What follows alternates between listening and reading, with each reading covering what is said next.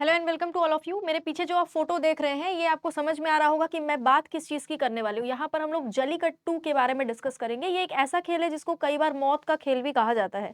अभी हाल फिलहाल में खबर आई है कि तमिलनाडु में जल्लीकट्टू का आयोजन जहाँ जहाँ पर हो रहा था उनको मिला करके लगभग 400 लोग घायल हो गए हैं और 7 लोगों की डेथ हो गई है। इनमें कुछ बैल के मालिक भी है और कुछ आम जनता भी है, दर्शक भी है जो ये देखने गए हुए थे। साथ में 2 बैलों की भी डेथ हो गई है। मतलब ये जो खेल है जल्लीकट्टू ये काफ़ी खतरनाक खेल है। जब इस खेल का आयोजन होता है उस टाइम पर काफ़ी सारे एम्बुलेंस, डॉक्टर्स मतलब हेल्थ से रिलेटेड जो भी लोग हैं वो लोगों को तैनात वहाँ पर किया जाता है, चाहे वो डॉक्टर हो, नर्स हो, कंपाउंडर हो, एम्बुलेंस हो, हर चीज़ को वहाँ पर तैनात किया जाता है। पूरी सुरक्षा यहाँ पर दी जाती है ताकि कोई भी अगर घायल होता है तो तुरंत ही उसको हॉस्पिटल पहुँचाया जा सके। लेकिन फिर भी इतने बड़े पैमाने पर लोग इंजर्ड हो गए, लोग घायल हो गए और मौतें भी कई सारी हुई है। तो जल्लीकट्टू आखिर क्या है, इसको प्रतिबंधित क्यों नहीं किया गया या फिर कोशिश की गई थी, नहीं की गई थी, ये सारी चीजें डिटेल में जानेंगे। सबसे पहले थोड़ा-सा यहाँ पर देख लीजिए जल्लीकट्टू क्या है और क्यों मनाते हैं। मेनली हम लोग जब नॉर्दर्न एरिया में यानी कि हम लोग अपने साइड में इधर नॉर्थ वाले एरिया में जब संक्रांति मनाते हैं, उसी दौरान तमिलनाडु में पोंगल मनाया जाता है, ठीक है ना? ये फसलों को समर्पित रहता है पोंगल उनका। तो पोंगल के टाइम पीरियड में 2-3 दिन के बाद में यहाँ पर जल्लीकट्टू खेल का आयोजन होता है। इस खेल के आयोजन के लिए काफ़ी समय से ये लोग प्रिपेयर करते रहते हैं और फाइनली पोंगल के टाइम पीरियड में इसको मतलब पोंगल त्योहार का एक हिस्सा आप इसको कह सकते हो। इसमें आप देखोगे तो इस तरीके से बैल जो है आपको दिख रहा है, ठीक है? कई लोग घायल हो चुके हैं, सालों से ये खेल चलता आ रहा है। आपको जानकर हैरानी होगी कि ये खेल अभी का नहीं है। हज़ारों सालों पुराने लगभग 2500 साल से बैल तमिलनाडु के लोगों के लिए आस्था और परंपरा का हिस्सा रहे हैं।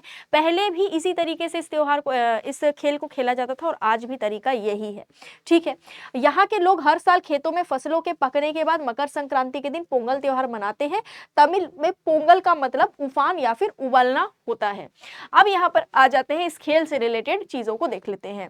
जल्लीकट्टू जो शब्द है, उस शब्द का एक मीनिंग भी है, जिसमें जल्ली का मतलब क्या है? देखो जल्लीकट्टू शब्द को ना काली कट्टू से मिलाकर बनाया गया है। काली कट्टू, काली कट्टू शब्द में जो तुम काली का मतलब कॉइन समझ रहे हो, ठीक है? काली का मतलब क्या होता है? कॉइन होता है और कट्टू का मतलब होता है बांधना, मतलब सिक्कों को बांधना। तो जल्ली कट्टू का मतलब भी, जल्ली का मतलब होता है सिक्का, चांदी और सोने के सिक्के जल्ली, और कट्टू का मतलब होता है बांधना।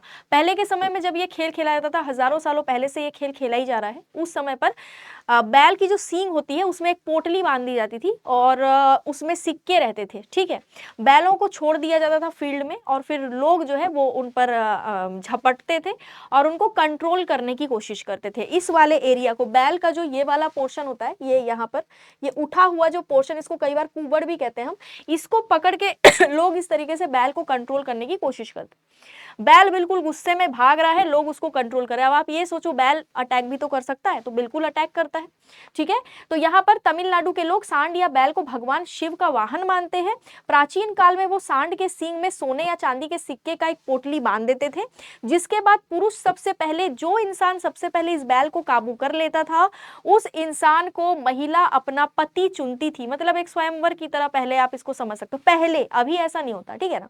तो उसको चुनती थी और सोने चांदी का जो सिक्का है वो उसको गिफ्ट में मिल जाता था। और ये जो परंपरा है ये अभी भी चली आ रही है। अभी फिलहाल खेल में भाग लेने वाले बैलों को एक बाड़े में रख दिया जाता है, ठीक है? जिस दिन ये खेल होता है उस बाड़े का गेट खोल देते हैं, फिर वो बैल फील्ड में भागने लगते हैं। फिर जो खिलाड़ी है वो आगे आते हैं, वो उसको पकड़ने की कोशिश करते हैं।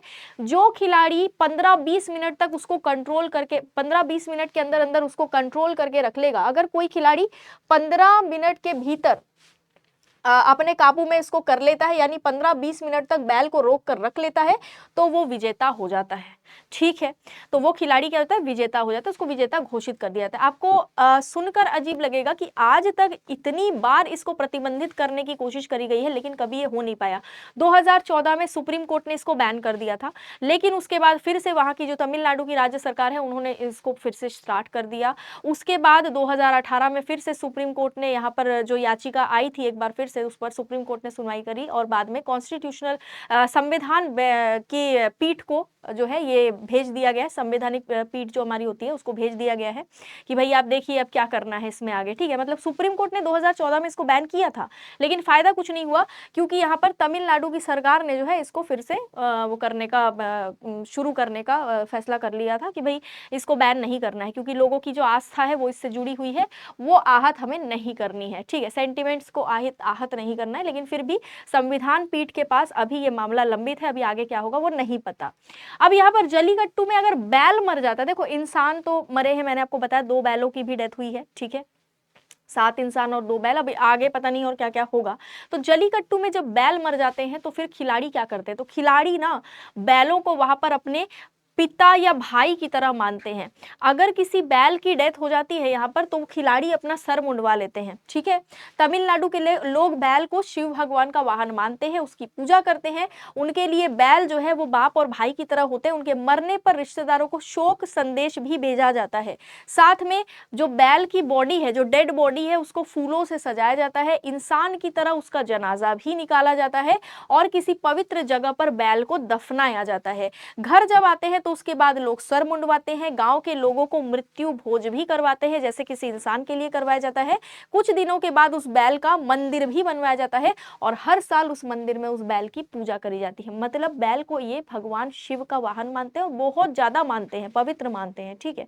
तो इस तरीके से जलीकट्टू का खेल यहाँ पर होता है, जो बहुत ही डेंजरस खेल है, और ये सिर्फ इस साल नहीं हुआ है, जब भी इसका आयोजन होता है हादसा तो होता ही है, लेकिन इसको बैन अभी तक नहीं किया गया है। आगे जो भी अपडेट आएगा वो डिस्कस करेंगे। आज के लिए इतना ही। Thank you so much.